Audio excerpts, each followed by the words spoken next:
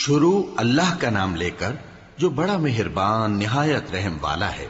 لوگو اپنے پروردگار سے ڈرو جس نے تم کو ایک شخص سے پیدا کیا، یعنی اول اس سے اس کا جوڑا بنایا، پھر ان دونوں سے کثرت سے مرد و عورت پیدا کر کے روئے زمین پر پھیلا دیے۔ اور اللہ سے ڈرو جس کے واسطے سے تم ایک دوسرے سے حقوق کا مطالبہ کرتے ہو، اور قطع رحمی سے بچو۔